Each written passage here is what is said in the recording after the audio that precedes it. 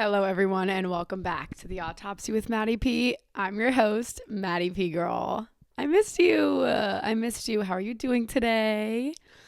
So I had to start my podcast a little late. Why? Because there was a scream about eviction notice outside my home. I'm on the girl getting evicted side, by the way. She came with facts. And I do think she paid it. Period. Not my business. Moving on. What did we do last week? We had a little bit of fun. We talked about pink bubbles, guilt, loss of innocence. I thought that was fun. This week, I'm keeping shit lighthearted, okay? I'm going to go through some warm-ups, have a little fun, and then I wanted to go just based off one question, one topic, and just kind of see where it takes us today. Have like a chill, just fun podcast day, okay? I'm not trying to wig out. I'm not trying to cry. I'm not trying to talk about too much. Mind your business, you know? This is one of those mind your business episodes. To make sure you understand, you can't know too much shit. You can't know too much about me. This isn't off to a good start, okay? Now, what can we start with? What can we start with warm-up wise? We can start with Justin Bieber. Daddy Biebs. Biebalicious, sir. I know. Last night I went to dinner with my folks. My mom, my sister, my dad. Yes.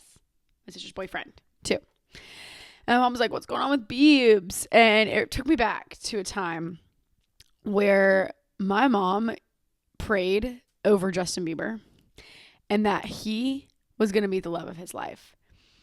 Wasn't me. Glad it wasn't me, though, for being real here.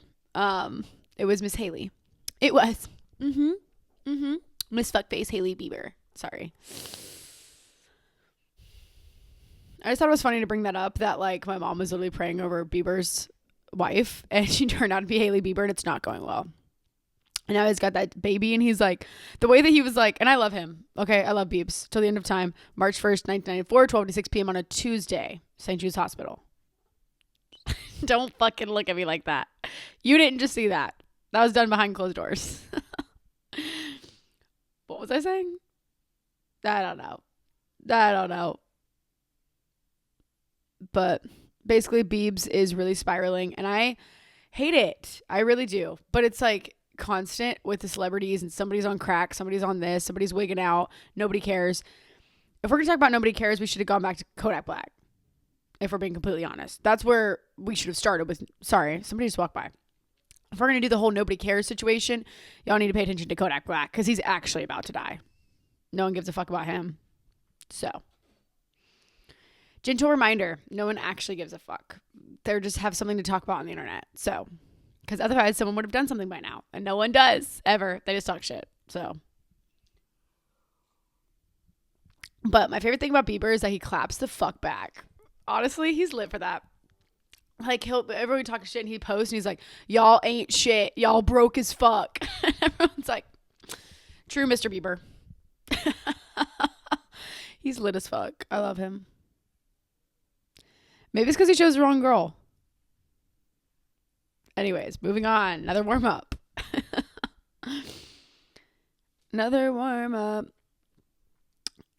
So, Zaxby's, sweet and beloved Zack Attack.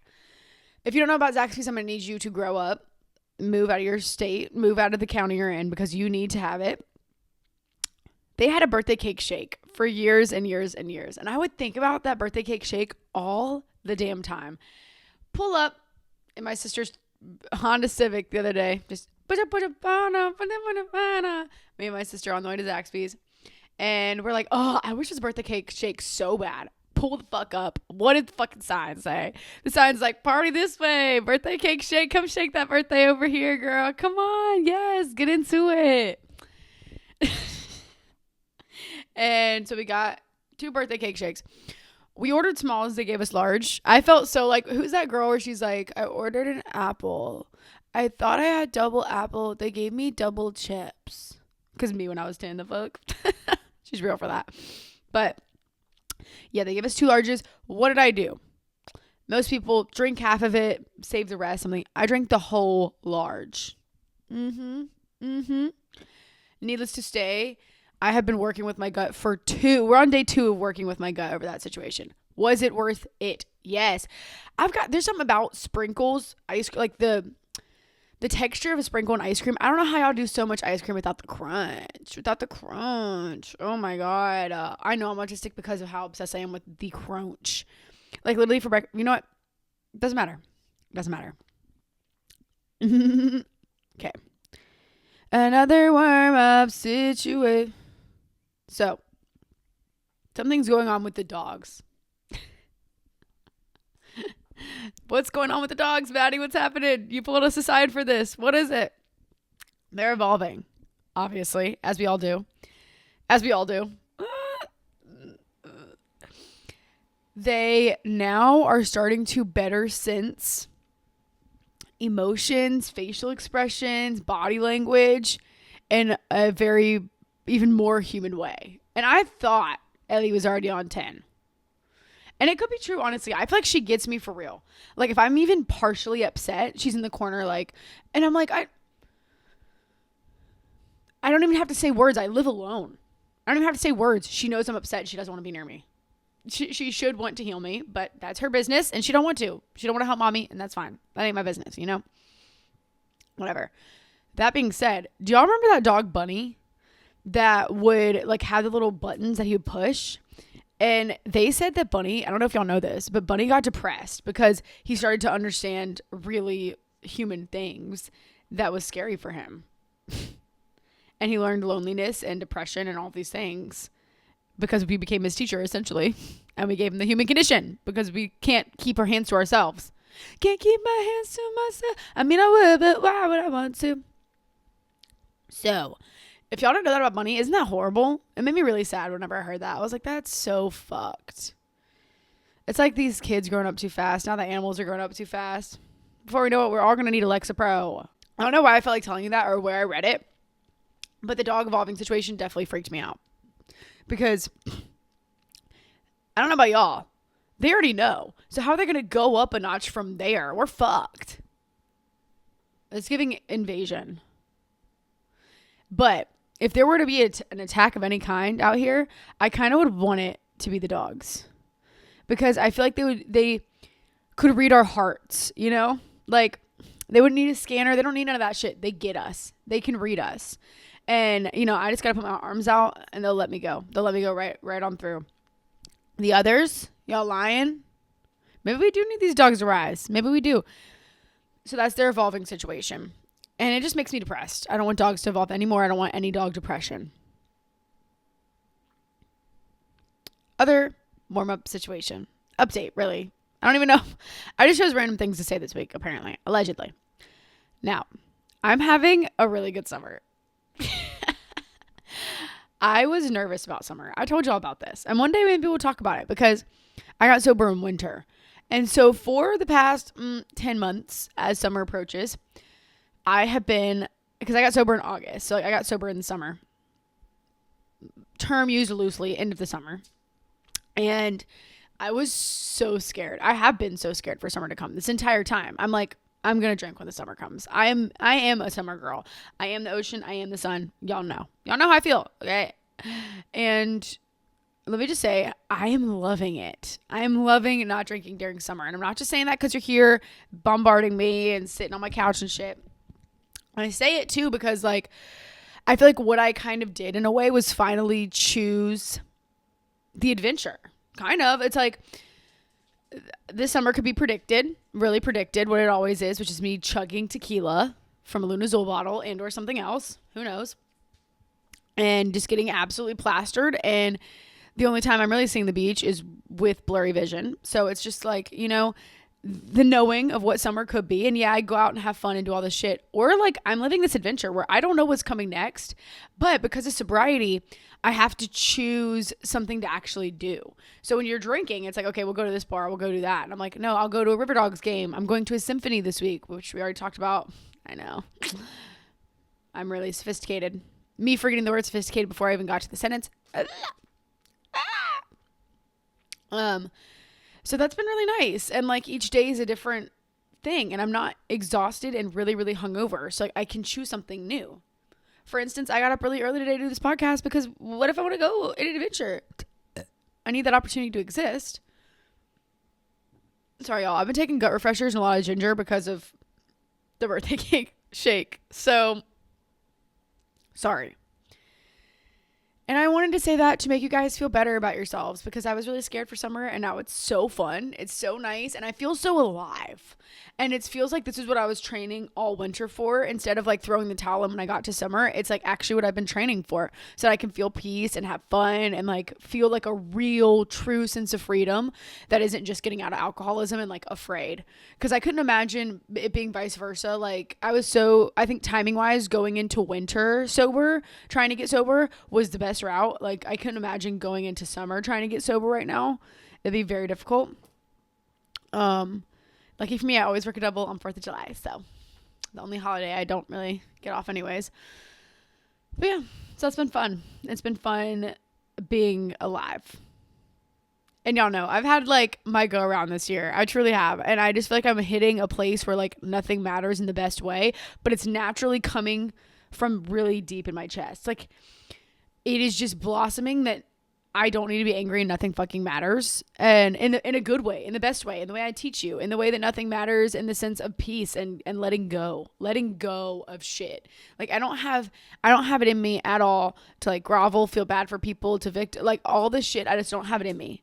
I have time to optimize my schedule as much as physically possible, make sure I get all my greens in and hit the sun. Other than that, take your problems and walk right on the other way because I don't got no problems over here. Thank you. I say that loosely. Thank you. That being said, too, if you are an AA girl, I'm on step 12. Yeah. And my sponsor told me to start raising my hand for sponsees. So it's exciting, too, to go into summer with like this just like blessings. You know, that's what it is. It's blessings wherever I turn. And I never thought I would view this lifestyle as such. Okay. I remember being like, bro, this shit will never please me. Like, I remember looking around the room and being like, so when can I just go back? This is not going to work out. And here I am, and I'm loving it. Anyways, and what do we talk about? Oh, the guilt thing. We talked about this. So last week we did the guilt, yada, yada. I loved that, to be honest. We did like guilt and losing innocence. I loved that because maybe not everyone parts with me and the weird factor of my guilt and the way it shaped my alcoholism. Like I have a weird thing, but everyone has a weird thing about something. So I wanted to showcase to you what it looks like for me to overcome my weird things and that like it is possible. And that those very things like being changed is what's allowing me to have peace in my summer or to like be able to step back and really put those pieces together in healing and recognize where the pain comes from in a way. And that's losing my innocence too. That was like a huge thing and the guilt around it. And I just wanted to show you that when your brain works weird and works against you, that like there is routes to take and that like you can do it because I did it. So that was more so why. I don't know if a lot of people relate to the guilt situation or if they don't know. I think for me, once my eyes were awakened to like what it truly was deep down and that shit is really rocking me right now and it's rocking my absolute shit. That's what it took. So I just wanted to show that you're not alone in your weird brain issues and that it is so worth getting to the root, even if it's like so difficult to do. Once you see it, it's like you're awakened to, I'm suddenly like, whoa, that whole time me doing this here and all these places, that was a result of me being that. What the fuck? Like it's kind of trippy and it's cool. Like, and it also gives me a sense of like being there for myself in a way that she never was during the whole process. And I know I kind of come to that realization every time I hit something because I need to go harder and harder for myself. And it's like a trickle effect. Like I see it every time. Like, okay, harder for myself, even harder for myself, which is really cool because I built a friend out of myself. And that was something I banked on. Like when in the beginning of sobriety, I was like, this girl's going to have my back later down the line. I'm banking on this shit. I'm putting it all into her because she's going to have my back when I need it. And I just know it. I know that bitch has got it. And where am I at? I got it. Oh, I love learning. And this is only 10 months. And I feel this way about summer. Hello. I kind of just went through like different questions. I don't have that many followers. We all know that. We all know. Okay. I get it. But I was going through my DMs and like comments on any like TikTok videos and stuff. And then I was just kind of thinking about like what other people talk about in public with me or like what questions people have. I wanted something easy. So I just went with why forever. I have people ask me that, like, so why forever? Or is this forever? Are you not drinking forever? Why? What's the point? And I know there's like an easy answer to this. It's like, I'm an alcoholic. I can give you the math behind it, whatever. And that is an answer to a lot of people. But I look at life a little different. So I wanted to answer it, I don't know, in a fun way. And I think the question comes up too. I love it because it's not alcoholics, I feel like, are addicts asking this question, because Gen Z is like kicking ass in terms of recognizing their personal flaws, but also recognizing that alcohol is a personal relationship. And I feel like maybe generations before, other people don't recognize it to be such a personal relationship. But even when people don't have a problem in Gen Z, they're like, oh, I'm evaluating this. I feel weird. I don't have a proper relationship. I'm unhealthy as fuck. Like, whatever, even if they aren't alcoholic. It isn't what alcohol is. It's the way that we are. Yes, it's alcohol's fault. Alcohol sucks. But we are wired a way so that it hits our crevices right. And that's on us. Like, that is our duty. So going into this, obviously, I can give the easy answers to stuff, and I will, for those of you that aren't educated on alcoholism and on addiction, which it is not my job to sit here and do that. My job is to fit into life. So, and I want that to be clear. That is a very big expectation for myself, and I think it should be for every alcoholic. I think there's no room for us to feel bad for ourselves. I truly think that. It is a selfish disease, and like, yes, it's not our fault. Yes, we were born like this, but it's up to us.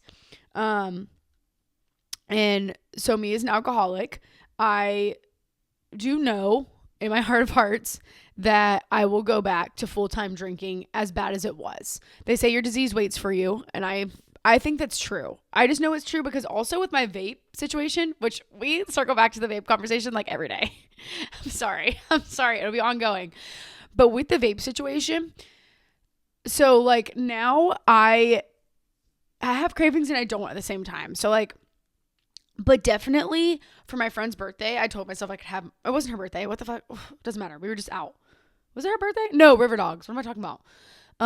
That was cunty of me to, sorry, y'all. Sorry. Okay. But I was going out, had my vape, and I realized at like 9:00, I was absolutely eating the vape. But then also at the same time, you know, I'm waking up in the morning, make sure I'm not like hitting anything at night, make sure I'm not hitting anything during work. I hit the vape. Okay. So there are times where it feels like the addiction is alleviated, but something clicked and I went right back to vaping the same as I had before. And it's not alcohol by any means. That's a whole situation in its own.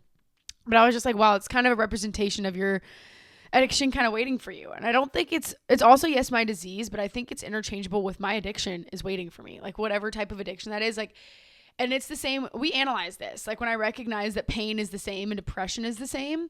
And so like it leaves off the same situation where you go back and you feel the exact same feeling in your gut that you had before.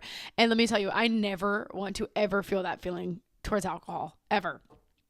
And it's a floodgate. So it could start as me having one glass of wine, and I know inevitably that will not be enough. Because what I always think about is as soon as it hits, then what will I want to do?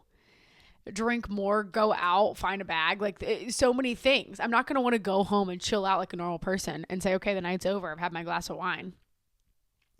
So that's the basic answer, is that alcoholics and addicts are clean fully because we don't have control. And like that drink can lead back to a bag.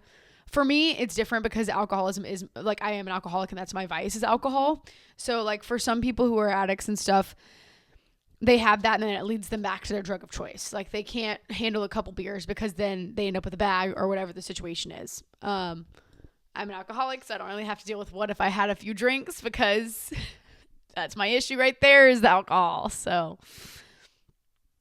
that's why we say forever in the program. But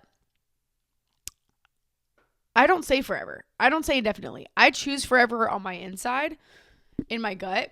But to be honest, like I even lied about it for a while. Like when I first got sober and I didn't want people to know the depths, because I'm telling you, I was such an alcoholic that I knew I couldn't turn around and go back on what I had learned, on the fact how much I knew I was sick, how sick I was. I couldn't turn around and go back on that after it's been exposed to certain people. And I am such an alcoholic. Even in my healing, I was careful about that. I was careful who I shared certain things with, because what if I want to go back and drink? I need that opportunity to exist without people looking at me like an alcoholic addict that I am. That's how twisted I am. So basically, I told people like, oh, I don't know, like, we'll see, it's going well right now. Like, I don't know, like, when people ask, is this forever? What type of situation? And people have that question. I don't know what causes people to ask that. I don't think it's bad at all, but I do find it interesting. And maybe that's a normal question. Maybe I'm stupid, whatever. But, so yeah, I would say people, I don't know, girl, because I wanted to be able to turn around and drink. This whole situation of when people started posing that question, and also when I got into the rooms more and started understanding my alcoholism and my disease more, I had to learn being definitive in a way, like, because I'm an extremist and I wanted to be definitive about something without overkill. Okay. And like, I knew for a fact I did not want like everyone to know about my alcoholism and like what I have been through and the pain of it. But I do also, clearly it's a huge part of my story. I'm very proud of it. I'm very proud of my sobriety. And so that represents a lot of me too. But being definitive on that was hard because I didn't know. I had always struggled with being definitive and like jumping all in for something and then going back on that decision later. And that's something maybe other alcoholics and addicts struggle with, because also, and I'll get into this like next, I think this is the next thing we'll get into, but like the factor of there doesn't need to be definition, and the factor of like, that's not what recovery is about though, too, which is obvious, but we're here to answer that question of why am I trying to choose forever? Because there is no, when people ask that, it's not me, we're not choosing forever because we can't be that naive. And I will never be too naive to say I won't drink. It's that simple. It is me grabbing a cup. Like, there is no way that I can say that I will or won't drink. Do I hope? Yeah. Will I continue working? Yeah. But like, I have to be realistic here. And you guys know I'm a realist. Like, I'm an alcoholic. I gotta be realistic. Yeah, because I guess like being definitive and like processing that, it did hurt my recovery because I wanted to know where I lied instead of letting things take its course and everything take its natural course. Because at some point I knew I would learn really deeply that I was an alcoholic. I understood it. But to really process it at a different level, it takes several months. It takes a while. Like, even to this day, and like, we'll get into it too later in this, but there are like several stories or like things that just get brought up where I'm just like, I have to recount them sometimes to remind myself fully, like, okay, this is not a normal behavior that someone does. This is a behavior that you illustrated at some point, and it is something that you need to keep in your mind as you move forward. And I have several of those, and I think it was just like, it really hurt me trying to choose when I didn't need to. And that was me trying to make my recovery all about the rules again, and trying to listen to others. And like, there's a good balance with that, but it's bullshit. And that's not what fucking recovery is.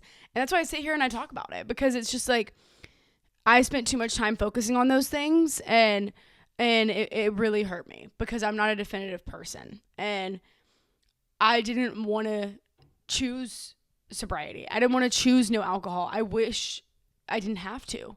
And now I don't have that. Now, like, I'm glad I get to choose that. And it's an opportunity I have to choose myself and to win every day. But back then, like, it wasn't something that I wanted. And I didn't want to be an alcoholic, and it scared me. And like, this whole new world, like, of course, this whole time it was me having to be so different from everyone. And now me choosing forever is just another definition in that. And then because of definitiveness and the fact that I know I can't go back on shit, it just fucks with my head. And I think that is the issue. So my main point, and I guess I'll go ahead and get into it, is that how would you ever know anything that's not today? And I will never let myself know anything that's different from today, because it's 24 hours every time. Even if I'm happy in my sobriety, even if it's been a fantastic month, fantastic week, fantastic even fucking year.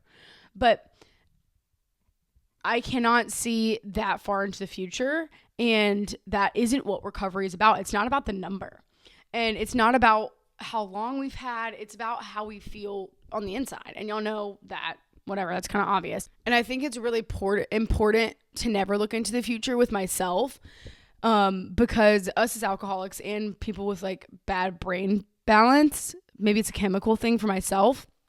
And I think it is. So that's why I take part in this. I don't look too far forward or too far behind because it mimics my depression. It mimics my anxiety. So it mimics things that really hurt me. And each time that's what I'm looking for. And I can't act like that. So there is no definition of me not drinking forever or me looking back. Could I fix the drinking? Is this something I'm doing? Could I fix this? Am I tricking myself? Was it really that bad? I can't think back like that. And the second I do, I'm wrong as fuck. Because I'm emulating the very thing that kills me every time, which is my pain. And the shit that leads me back to the bottle every time, which is always my depression or my anxiety or my pain. And then another important part of that is like, I will never make decisions for future me, but I have to set up a good decision-making place for her. And sometimes I have to catch myself, like there is no future decision-making that exists, but I need to have a really good environment, a really good head and mental, so she has full success rate when it is time for her to make those decisions. But that's not my business. That is her business. Her to come in whatever time. And I'll be different. I know it. I'm different from last year. I'll be different for next year. I'll be different from next month. And I'm learning along the way. And I'm asking to learn. That's how I know I'll be different. Because I continue to ask. And I continue to ask for courage in this stuff. And for more things to be brought to light. And I'm not afraid of the pain like I used to be. Because I know it's my teacher. Because I am constantly growing. Constantly learning. And that's the purpose of this journey. That's why we can't be definitive. And that goes to show that I'm on the right track. And that's what this journey is truly about. It's about the learning and about the growing and who I am, not my program. That's what I take home. That's what I take to the grave with me is who I am.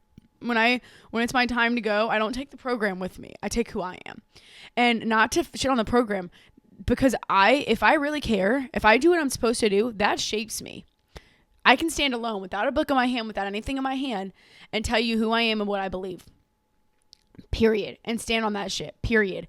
And it have changed me from the inside out. Period. I also assume, I don't know why I assume this, but I do assume, like others, that relapse will be part of my story because I hear it so much. Like, I don't think I'm exempt from any rules when it comes to sobriety. So like when I hear things in the rooms, big caution symbols in a way, especially about like relapse and stuff, I listen because I'm like, oh, that could be me. I need to listen to this person's advice on relapse right now or how to help from it happening or whatever it is. Because me being naive shows that I've had zero growth and that I absolutely do not understand myself. And I wrote down points on why I choose to want forever, and why it works for me to never drink again. Versus I know people do like special occasions. And this is also what it is kind of, y'all. And maybe it's like the Gen Z situation with the verbiage, like the victimization part of our generation, because there's some parts of it are beautiful, the huge victimization issue. And everyone needs to have an issue. Everyone needs to not drink and this and that. But then you say you're sober. I do not. Sober is no drinking, right? And like then you go to a wedding and you drink.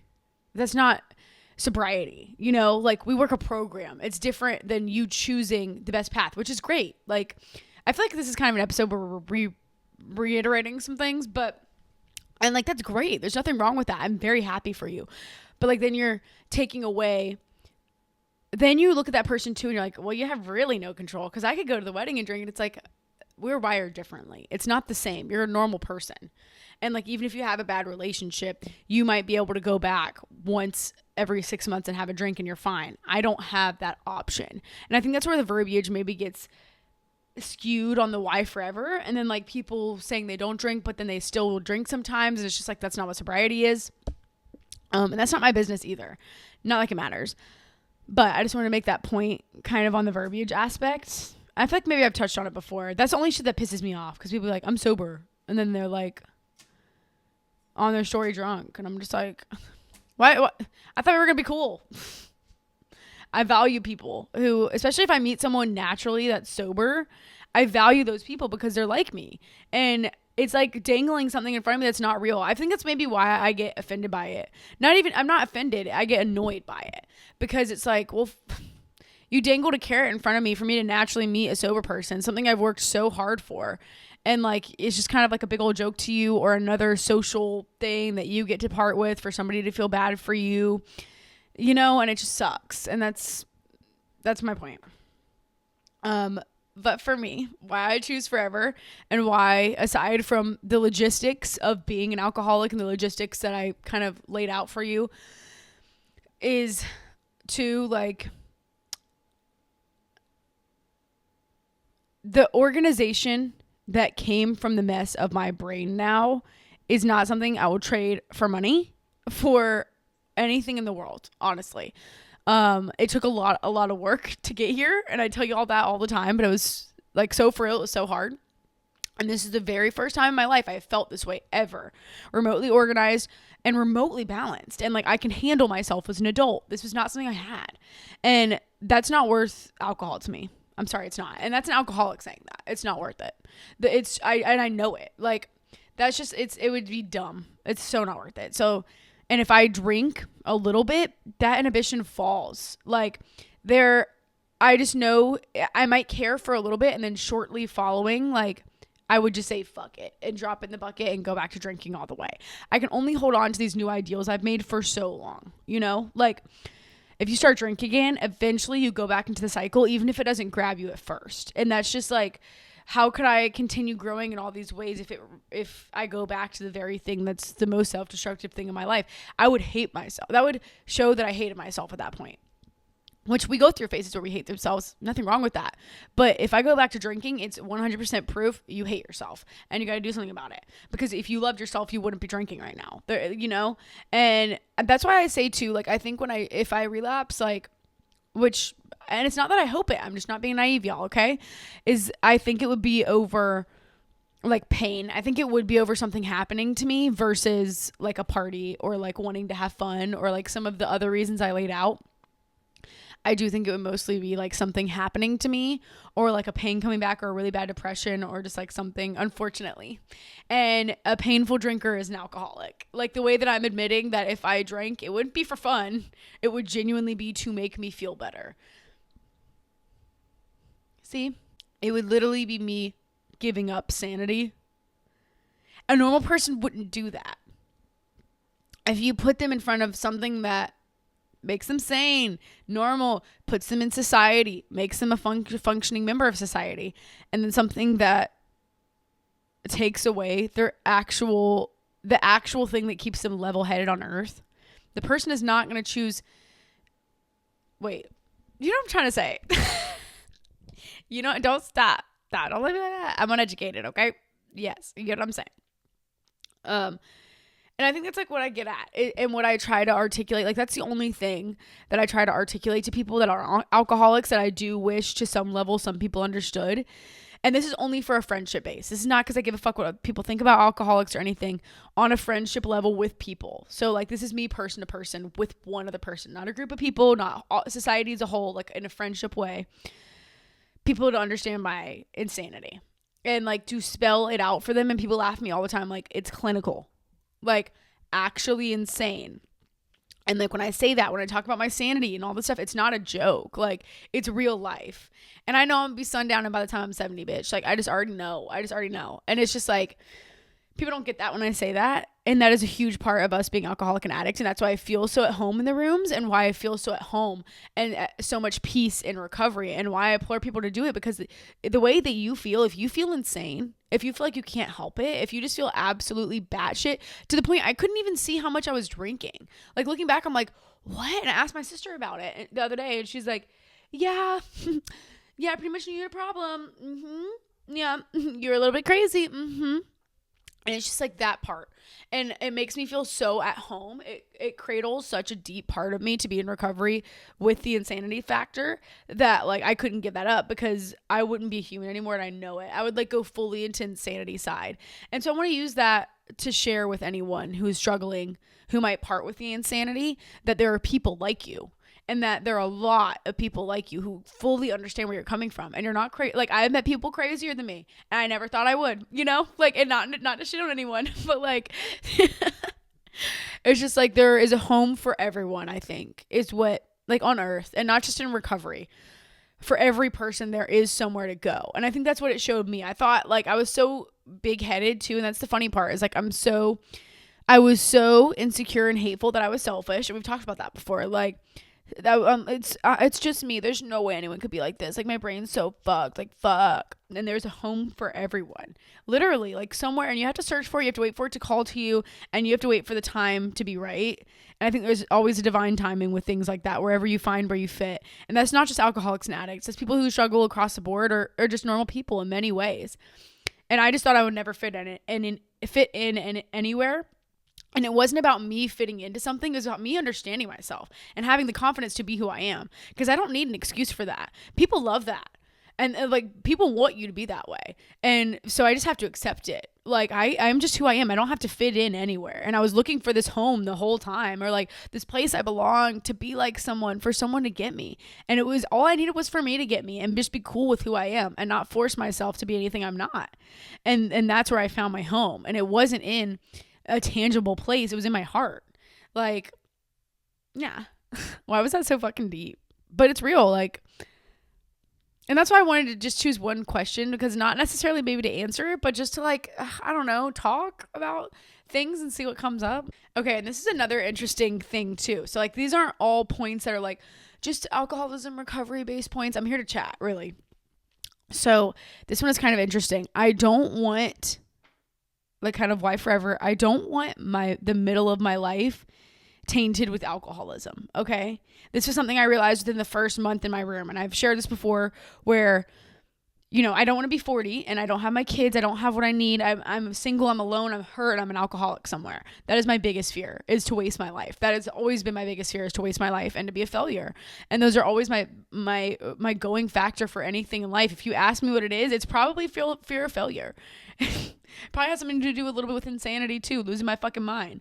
And that's just like a beautiful part of me. I'll always lose my mind, you know, and that's just who I am. That's okay. But I know from where I was at 24 when I became a full-time alcoholic. Like, I was probably like 23. Okay. When I kind of really got into my alcoholism, or no, probably 22. So like 22 to 24. 'Cause I got clean at 24. It's like from 22 and then until like 50. Alcoholism cannot touch my life. And you know why? Because I won't get success.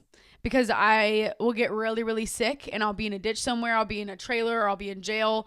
I'll just won't, like, even if I'm not in jail, and people always say the threat of like death, of killing yourself, which is very, very real. The threats of death, of jail, of KMS, all that is super real. But what if that doesn't happen? What if it doesn't get to worst case scenario? Still, I'm not living to the best of my abilities, and I would know that in my heart of hearts. I'd be somewhere I wouldn't want to be, unsafe, potentially 100% unhappy. And so I made it a vow with myself where I was kind of like, you know the truth though, and you know you're an alcoholic, and you want to raise a family. That's what you want. You want success in your life, and you want to raise a family and have beautiful children with somebody that you love. And you want to be near your parents. You want to be with your family, with your sister. Like, you want that. And that's what I want in my life. And if I can't have alcohol during those phases. And you know what that tells me? I know I'm an alcoholic too. It gives me more proof, because, and this is if you're an alcoholic, I think Bill sees it. Like, I don't know. He talked about this. Maybe it was in the big book. I don't know. But he talks about, there's someone who, okay, well, AA. So like, if you're in AA, you know what story I'm referring to. I'm not going to say it otherwise because anonymity, and I'm not sure if that's part of anonymity or not, but it's just not my business to talk about. And I didn't write the book. So it's in the big book though. And basically, like, I know I'm an alcoholic, and that's proof enough, because once I get old, it's like, it's not like I'd make it to being old and be able to just drink again, because it could still kill me within a little bit of time. You know, like, at that point I'm old, but my alcoholism would be waiting on me more than likely, or it would just slowly spin. And that's what, even if it wasn't waiting on me directly and it took a little while, eventually it spins out of control. And there's no one that relapsed that will tell you that hasn't happened. And I've heard too many stories. I've done too much like research on my own to understand fully that at some point it comes back full force and you don't escape it, you know, like, unless you're really lucky. And it's like, why would you plan to finally drink? Like, why just not ever drink? And then it's kind of like, and I wrote this on here too a little bit, it's in a way, it's like paying the extra money the work and recovery to get the optimum package out of life, right? So the life that I would live before, and it's crazy, the dichotomy of if I would have not gotten sober and like the two different lives. Like, it's like my life as a drunk girl is awful, and it probably involves some form of no financial freedom. I don't think poverty necessarily, but definitely potentially not financial freedom, I'm sure. And probably kids where I don't want, a husband that hates me, who knows, who knows. But not drinking gives me the optimal life. So it won't be perfect. It might not be everything I want, but I know it would be the best option, and that I'm getting more out of it than I would the other life. And I'm paying with this extra work, because think about it. The pain would already be there in the act of addiction. Y'all, I've thought about this shit so many times. I've outsmarted relapse on a lot of occasions, or like outsmarted like different things like this, because I'm like, I think further into it. And exactly, it's like the pain of active use, active alcoholism is a very similar pain to the pain of being clean sometimes. It's worse. It's way worse than like the pain of being clean, obviously. But it's like, so you're only paying like 10% more effort in terms of work, because like, I didn't articulate. I'm trying to articulate it. You get what I'm saying though? Because you're already going to be going through the bullshit of use. So it's really only like 10% more to choose the high road and to choose the work of getting clean instead of the work it takes to be an alcoholic and to be an active use and hide all this shit and do whatever, and the awful pain that comes with it, which is not close to the one that you have in recovery. And so it's like, why would I choose the other path? It's just like slowly you make up all these reasons as to why you should not go down the wrong path. And there's so many answers to it. And I don't know if I articulated that right in a way, but I'm going to take the low road less traveled by and do the surprise route. And I kind of talked about the adventure of the summer and the adventure of the rest of my life. That's the cool part too. It's a big question mark. If I had alcohol, I don't think it would be a big question mark. Most of it I'd know what's coming next. I don't know what's coming next week. And that's the really cool part. Like this summer, I already have so much stuff planned just because I'm like, well, I have time. I have got money. I want to get out. I want to spend time with my family. I feel healthy to be around alcohol. I feel healthy to be in party scenarios. And I feel healthy to lean on my gut on when to go home. And that's something I'm really learning too, is when to go the fuck home. Because there's been several accounts, even in my sober life, where I'm like, okay, I need to go, but I want to stay because I don't want to leave. And I've gotten really good at the feeling. And I'm not sure if anyone parts with this feeling too, but there's a feeling you have going home after being out with people. When you're an alcoholic, you're an addict, you're sober going home, and it's a glitch. It's a pain. This even happened to me on like big occasions with my family. So like Christmas, Thanksgiving, these big holidays that do really hurt. And I act like they don't, but when my ride home is always painful. I used to cry, y'all. Like, I'm just being transparent. Like Thanksgiving, Christmas, even Halloween, like, oh my God, Halloween was so depressing for me. Like my favorite holiday. I had a great time. My friends did such a good job being there for me because they know that day is like my birthday to me. And like, it was so depressing. That was like the first 2 months I was clean. And I was like, am I going to really do this through Halloween? Like, and it was just depressing. And like leaving and going home in the car on the way home after social event you didn't drink at, something about it for a while is horrible. Makes you cry, especially when you're around family, and maybe that there's a nostalgia aspect with that. Or maybe it's like, I don't know. I don't want to get too far into like my analysis on that because like that involves my family and that's not your business. Sorry. But like, it just hurts really bad. And like, I've just gotten to a point like when I go out now, when I go home, I got my music on. It's normal. Like I'm going home, going to bed early.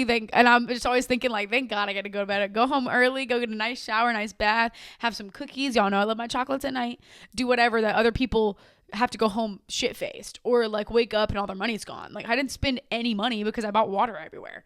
So it's like, unless I have to like buy an Uber or something, like I'm not spending any money. So there's no regrets too.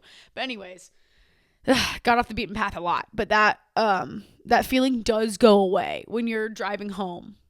And maybe I'm the only one that has that and how deep that pain was. But I remember being like, fuck, now's the part where I have to leave. And it would keep me places so much longer because I didn't want to leave because I knew that I'd feel different on my way home. And a lot of that was me feeling different. And like now I'm at the acceptance that I articulated about myself where it's like, I figured out it's just as simple as me accepting myself. This has nothing to do with anybody else. No one gives a fuck about me. They accepted me. I could be crazy. I could be not crazy and they love me either way. So it's not about that. And I think it just took me a while to get there and I'm finally there now. But yeah. So that feeling, I guess. I don't know why I said that. I'm just glad it's gone. And maybe so that you know that I will leave eventually if you part with that. I thought it was funny that, so I just made that vow to myself that my midlife will not be tainted because all the best things in my life are going to come from that midsection. So like my kids, my success, my dreams, all the stuff is in the midsection of life. You know, growing up and then growing old, both of those things also shouldn't be tainted with alcohol because it's when we're closest to the other side. And alcohol too is a suppressor. So like, or what is it? Like a veil, they say, like to the other side. So it's like you can't reach out and be conscious the same with whether it's God, the universe, whatever. That shit is like, and it's so real. Like the way I was so disconnected from everything was so real. And like, the beginning of life and closest to death, a lot of the beauty comes from how close we are to the other side, you know, in a way. And like the closer we are to that, the more youth-like we are and the more peace and serenity we experience, because either we haven't gotten to the bad part or we've hit the bad part and it's happened so much that we understand peace now. And like that's why old people are cool, because they have chilled out, because they know life is life and not to take shit so seriously. And I think that I benefited a lot too, and I have benefited my whole life. And that's why I wrote about this too, like, is me listening to my elders sincerely. I don't know what it was. I talked about it in the last podcast. I always had conscious understanding that adults were right and that like I need to listen to people that had gone before me, but I'm also the type that needs to learn my own lessons. But I learned letting go really early, and part of that is sobriety. Most of that is sobriety. All of it's sobriety, actually. I don't know why I said that. And so I've learned those things early on, which alleviates a lot of pressure, which is like what old people do, literally. Like they're like, well, fuck that. Who cares? Or like, let go. Like, give it a rest, honey. Like, get a grip, you know, essentially. And that's what I live by now. And the end of our life needs to emulate a similarity to that. And like to just feel good, like exiting Earth needs to feel really good. And like you left your mark. And I couldn't do that drunk. So it's like when I think about everything, it's like there's no opportunity where alcohol enters my life where it's supposed to, you know, like there is no right answer for me. And that's because it shouldn't exist, in that like this life is unsketched. And like, who knows if and I don't think stuff's planned. Y'all know that. I genuinely do not think that at all. But like, what if, like, imagine if when you get sober, that plan hasn't been written yet. And so they're just like, well, we didn't really expect that of them. Like, that wasn't really part of it. Like, we didn't really expect that. And so now it's just like, it just skyrockets and it's crazy. And like, why would I not pick that uncharted territory? Because that's truly what it is. Like, my life was laid out for me. Like how people have their life laid out for them, what they're going to do, where they go to college. Mine was laid out for me by myself because I'm an alcoholic.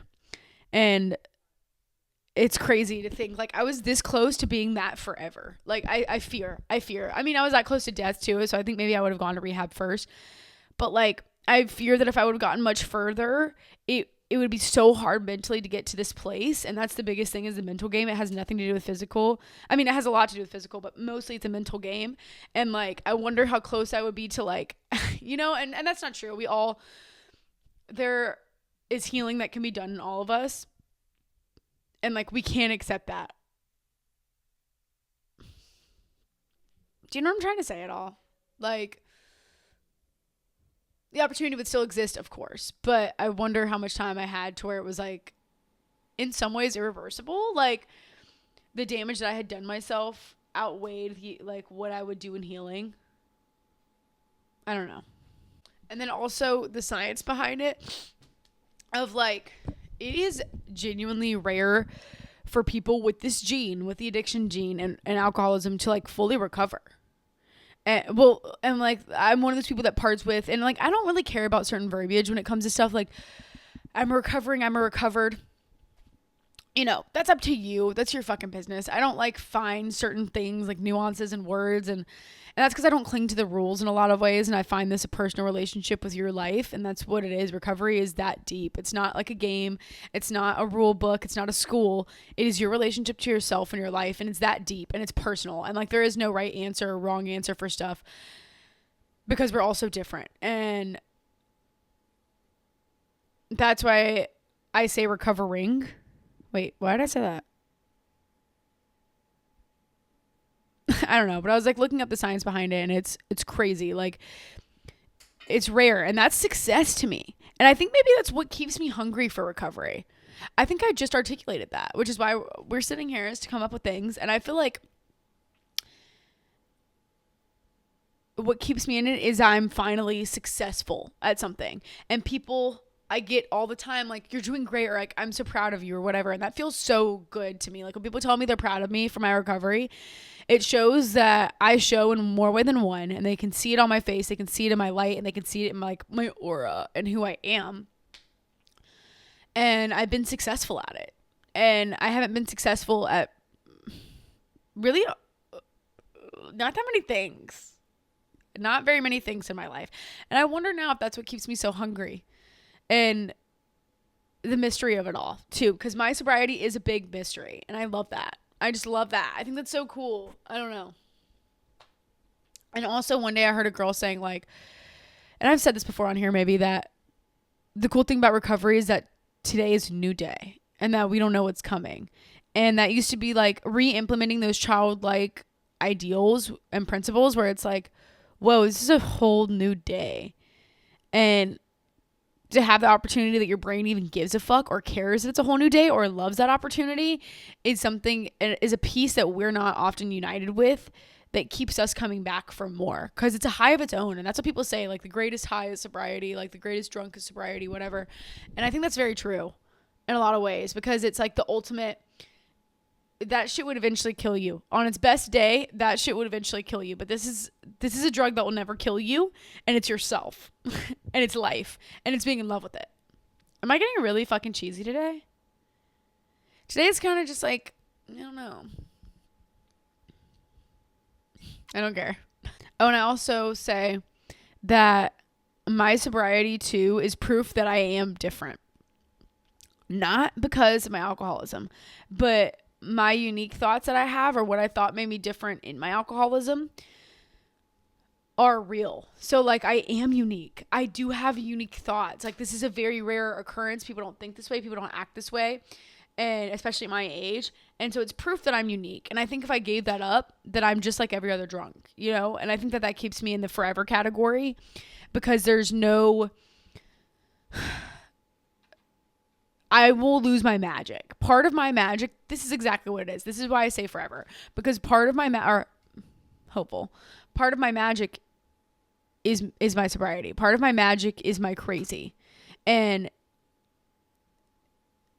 that is something that nothing else could ever give me except for being off of substances. Like, and it is exactly what the magic is in me. And once you recognize that, and you realize that you are special and you are different, you are all the things that you thought you were, and it wasn't a lie and it all is true, you wouldn't give that up. And I just know that that's something, if that got away from me, I wouldn't be able to get it back. And I've hunted for magic in life. I've searched for magic in myself, and it sucks. Like, you feel so much like you hate yourself when you can't find it again, especially for somebody who's as neurotic and creative and fun as me. When that doesn't exist in me and I'm trying to like find it and shit, it doesn't work. Like, it has to be naturally within me, oozing out. And like, that's for me being properly stimulated, properly taken care of, like everything done to a T correct, so that I can glow like that, because it costs. And like, sorry, I'm like looking away a lot. I'm trying to like think. Sorry. Like, it does cost. It costs a lot. And I have to be willing to pay that price. Otherwise, I go back to being everyone else. And I am an asshole, because those very great defects, or those great character traits in me, can so easily be manipulated into flaws. And I feel like that's a lot of what alcoholism and addiction is those great things get manipulated into being shitty things. And that sucks, because like, you don't get the opportunity to be great in those aspects. They become a flaw in you. And that sucks. And I don't ever want to see that happen to myself and to my characteristics, because I don't want to wake up one day and be back to ground zero. But like, that's not my business now. And that's truly not my business. And that's why I have peace and I smile, because I got nothing to do with that shit. Because that's, guess what, baby? In the future, where are we? Right here, right now, boo. We're right here, right now. That hopefully I'm insane in the money making way, not the isolating way. And like, I have to manipulate my insanity. Maybe that's part of it, is like, I have to manipulate those things to make them an asset to me, because they are. Like, having a different brain structure at all is an asset because you look at things different. And like, even if you don't do the right thing with it, like, you can make it more of an asset. I don't know. You know what I'm saying? Because you're not the same as other people who are going to see it a certain way. So you are automatically at a benefit there. And if you can then muster up the strength to like build that and really project that and like be something else and have an understanding of you being different being a good thing, then like, okay, shit. And then also, why I say forever, why I choose to hold my breath with forever, is because there can't be a hole that exists. So like, I know in myself, and I built this in myself, that I cannot drink on a bad day, period. And anytime a bad day has come up, what do? Bury myself in the word, bury myself. And by the word, I mean the big book, not the Bible, y'all. Sorry. That was, I was not trying to be rude. Okay. But there are tools laid out for me. I'm put in this cocoon of love. Like, I'm very careful with myself when I start to feel that way. And I hope you are too. And I feel like if you work the program or anything, it builds that in you. So like, a lot of people that they understand that. And I cannot drink on bad days. And then why would I drink on good days? So it leaves no room for alcohol to come in, because I planned it this way and I built that in myself. I can feel a bad day coming from like 2 days before sometimes. And y'all see the way I break apart. Thank God.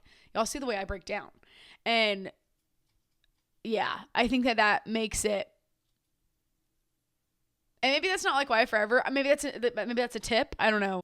It's important to just create an environment for yourself that you know first and foremost you're loved. And that is something that has to be etched into your stomach. Like, not even into your gut, like into the actual muscle fibers of your stomach. It has to be etched that you are loved fully, and that you can have bad days, many bad days. You are human, and that you won't go back though. And you create this environment for yourself that is afraid of drinking, and that it's a threat, you know? And I think it's important to recognize it as a threat, and like, not as a threat to just you, but like to your brain and to your psyche. It's a big threat. Alcohol is, for somebody who's built up such a wall against it. It's a threat. And like, yeah, I guess like the hostility towards it, and like remaining vigilant in that way, so that there is no holes for it to come. And maybe that's what we're making. Maybe that's what sobriety is. Maybe that's what the tools are. It's purposefully trying to find the leaks in the system of where it could come in, and then trying to make it so there is none. And maybe that's why I answered this question. Maybe it was dumb for me to answer it, because all alcoholics and addicts, and that might be who, and I think that's maybe because I don't really truly know my audience. I'm not sure if you guys are alcoholics. I think you're not though. So that's why I went with this question. And I think a lot of you are curious. And that's why I make this. It's for people who are curious. Is not for other alcoholics and addicts, because we have a place to go. It's for you guys who want help, or who maybe feel like their relationship is inappropriate, or that they could just be their better self, and that like you don't have to be an alcoholic addict to want to get that out of your life, and for it to be difficult. I think that's what people don't understand. Yes, getting rid of alcohol is difficult for alcoholics, obviously, but it is hard for everyone. And so, like I've said before in the past, and I almost regret that, like, if it's hard, that's a good indicator that you're an alcoholic. But that's not necessarily true. I think, like, it's a vice. Like, that's what it's meant to do. Everyone's obsessed with alcohol. Everyone wants more alcohol. Everyone wants to drink. So I think it's difficult for everybody to quit. And it's a huge part of our society. I don't know why I said that. I think one day I pointed that out, and I don't know if that was fair too. Like, now that I'm sitting here articulating it, it's like, is that really fair to say that you're an alcoholic if you miss alcohol? I don't think that's true. And I put on here mostly fear. I think I got confused on this question, and like I write out my episodes. Obviously I didn't fully write this one out. I just wrote a few tips, and I think I got confused on how to answer this, because it's like part of me is answering these with advice on how to not drink forever, and the other part is answering why it's forever. I don't care. Good work, Maddie. I don't care. And I think it's funny that I kind of understand that, like, mostly it's fear of alcohol, and I don't have room in my life for fears anymore, but I have a huge fear of drinking alcohol again and what would happen to my life, obviously, as most alcoholics and addicts do, or people in recovery of any kind, including like, and I want y'all to understand, girls, I don't know if I've ever said this, but this can apply to eating disorders. Okay. This is about mental health, and there are so many types of addictions and different things in life. This is not just about alcohol. And like I'm saying that to the girls in the room that might get what I'm talking about. And if you do, I love you for it. And a lot of these ideals and the way I talk about things can fully translate to a lot of other areas of your life. It doesn't have to be alcohol that is your focus, obviously, clearly. But I think building up my great fear towards it, and that I don't have fears in other aspects, but my healthy fears I can fully understand. And that comes from, I was like built a life out of fear. And we talk about fear all the time. Fear was always a very interesting concept to me. And I thought I didn't have any too. Like I thought my fears were animals, different things, like not these great real fears in my life, which were fears of failure, fears of not being loved, fears of not being different than others, different fears of being fat, fears of being ugly. Genuinely, sorry, I'm a girl. I'm just a girl. And I struggled with like my eating disorders in my life and what that looked like. So I don't know why I brought that up, but because I also had to build certain ideals in my relationships with food that I have to follow now. And I can't believe we haven't had the food episode yet. Maybe I'll do that next week because we need to do that, because I need to talk to you girls, because we need to get this shit together. I love you. And it's not easy to get your food life together. And I think that brought up because I had to get over a lot of fears with food, and people might not understand that, but I do. And it was harmful to me and like just super difficult. So I guess like just fully being in the mindset that I know, unfortunately, it's one way or the other, and it is as simple as black or white when it comes to the drinking situation. And that like if my sobriety goes, so does all of this. Not to say if I don't relapse and come back on here, y'all wouldn't love me. Like that's not why I do this, And I mean, it does help to stay sober that I have the podcast. It does help, but that's also not what my podcast is about for that reason. So that if something were to ever happen to me, this is about peace in my healing journey. This is not about my alcohol or just about alcoholism in general. And so that also, because I don't ever want to be the reason also I don't drink, is something like that. I think at any point it's a good thing to not drink, but I just hope that it's instilled from within. You know what I'm saying? Obviously it's a good thing that this would keep me sober in a time of need. Obviously, and that's a great tool. This is a great thing to have. But at the same time, I just strive so that hopefully it comes from within, and that like the wisdom really enters me in a way that I don't need to lean on something as trivial as a podcast to continue my journey.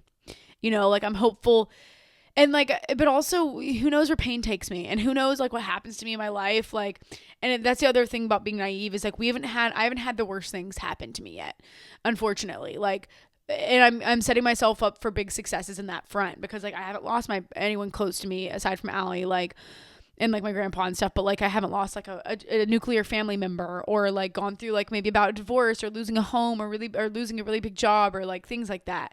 And at some point life's going to hit me again and again and again, because it's our teacher and because I have to learn and I have to move forward. And in order to do that, I have to experience great lows. And not just in terms of my sobriety, but in life. And this is why I say forever too, is because I know that because of how much work I've done in my brain, part of me will always think that I did work away my alcoholism and that I could go back right now and I'm straight and I'm fixed.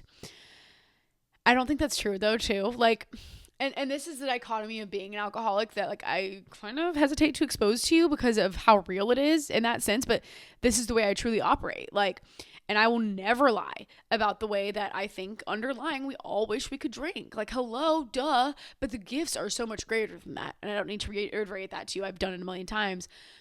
But I do think about that. And I know I'm an alcoholic just because of those thoughts. And I think that's a good red flag and a good indicator of why I choose forever, and something you could maybe instill in yourself and could take away from this very, very riveting podcast today, is that those are all signs. I look for signs. I know for a fact if I'm thinking in that way, if I'm thinking I could outsmart it, whatever, I'm an alcoholic, like, and I'm taught that in the rooms. People teach me that. And to act like I'm not is just like absolutely batshit. Like it's just crazy. And maybe it's because like when I think into it, it's proof enough. Like I think I'm not, and then that's proof enough. And it's just like a whole cycle. Yeah.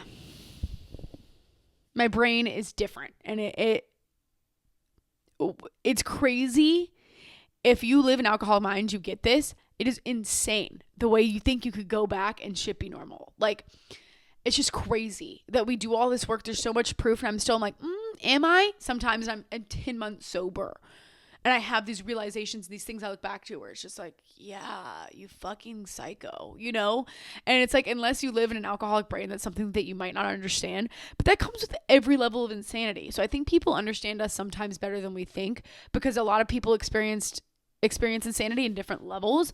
Maybe not an alcoholism level, but maybe you lose your sanity, you lose control, you struggle with it somewhere else. And like, I just want to be real about it, I guess, too, because I never want anyone to think that it's just as simple as me not drinking. Like, there's so many days, and it'll be a great day where it's just a casual thing that goes through my head. And that's what, like, we act like that's not real. It's just a casual thought. It's how my brain works. It thought that day I was able to talk myself. I was able to easily be like, that's not real. You're not, like, this is stupid. Just keep moving on a good day.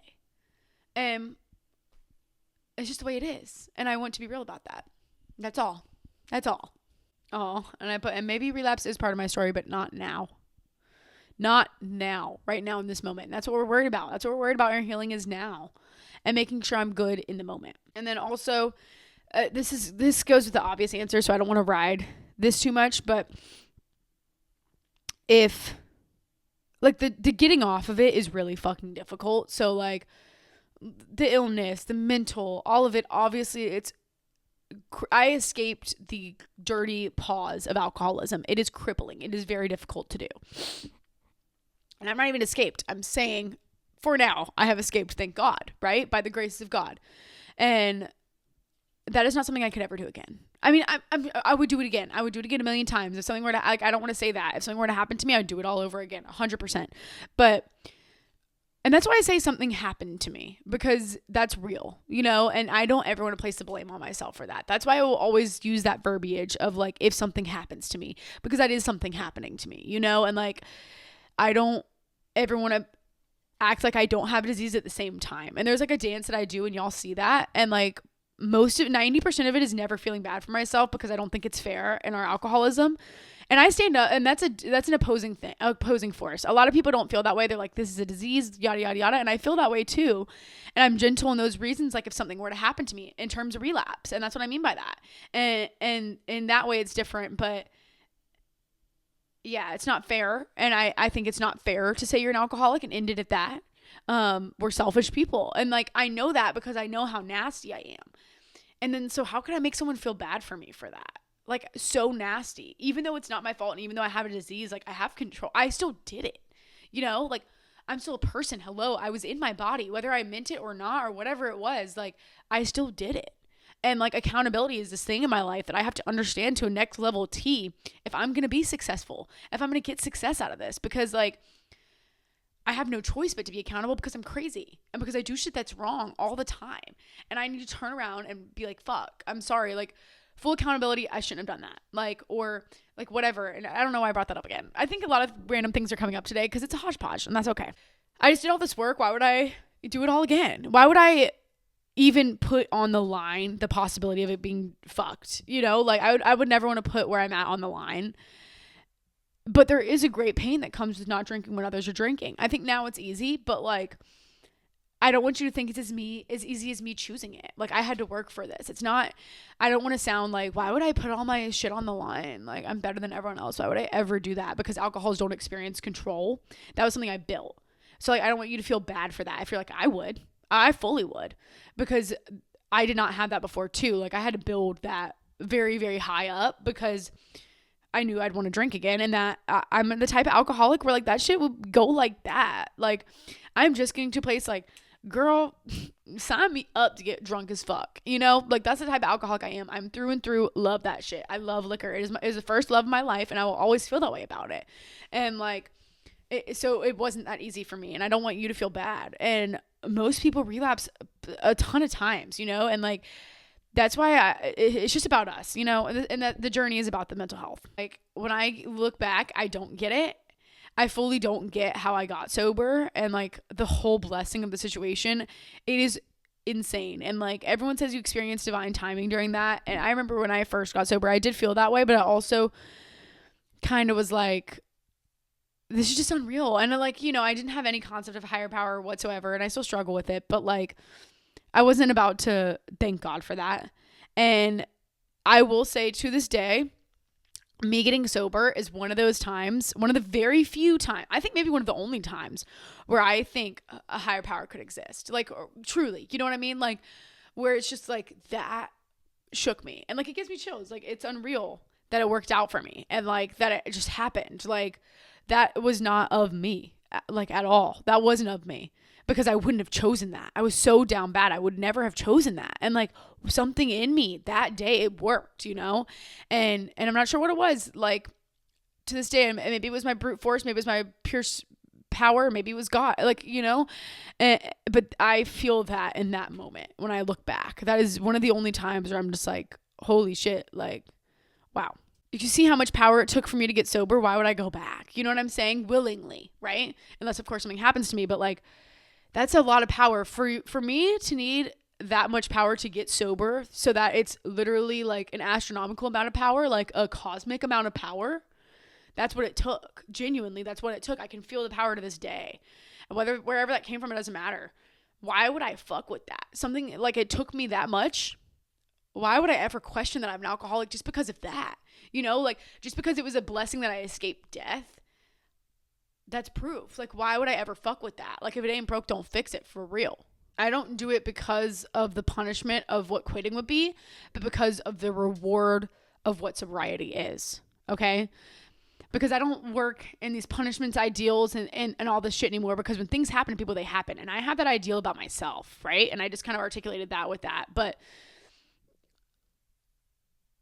the pain, the stuff that I may experience in life, the punishments, all this shit is real because I'm a human, right? But the drive and stuff is peace, is sanity. It's the good things. And that's what I'm reaching for, which is such a gift. And and maybe people don't understand what a gift that is, but if you are looking for that, you can be met with it. And it is a massive gift to feel the sanity and peace and be normal and cognizant in a way that other people are. And it makes you such a part of society. You would never want to give that up. And even if you aren't struggling with alcoholism, maybe you're struggling with depression or social anxiety even, or something like that, there is a way for you to find this. And it comes from within, but there is a way for you to find peace and to unite with other people.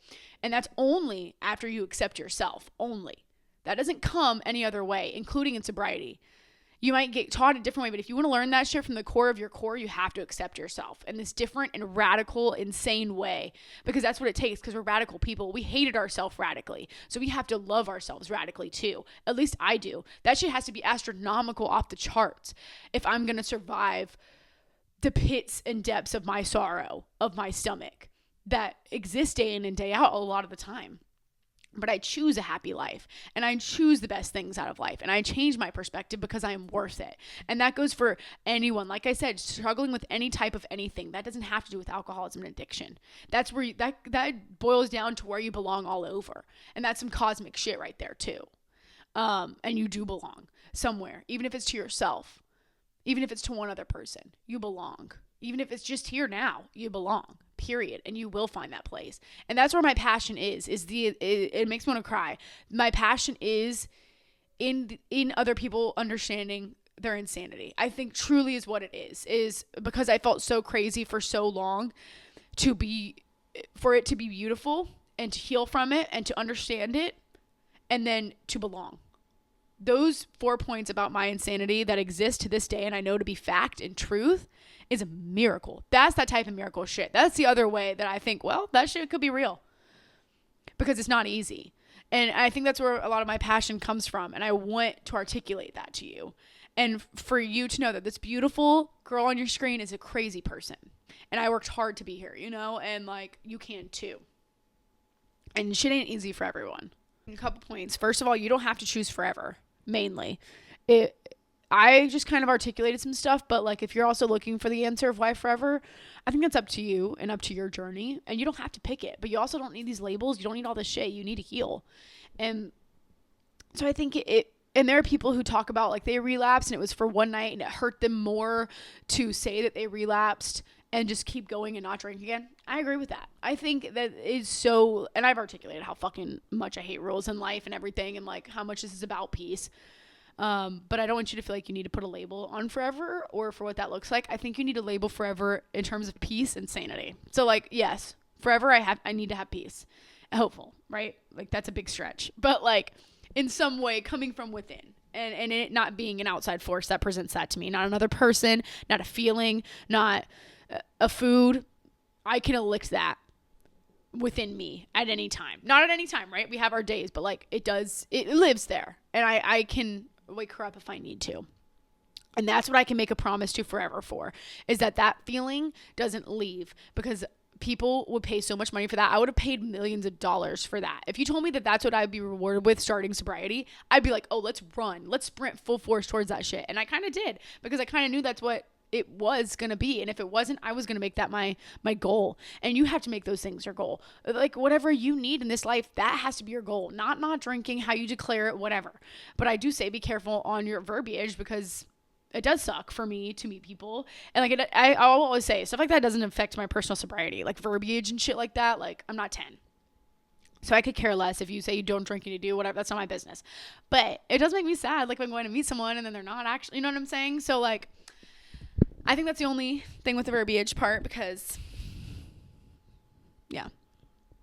And then I wrote I thought it'd be fun really, really quickly. We're almost done to talk I guess to share one of those times that I shared that I look back to prove my alcoholism to myself.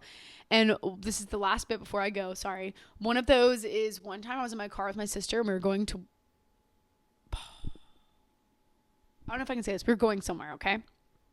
My sister and I were going somewhere in a car and I needed alcohol.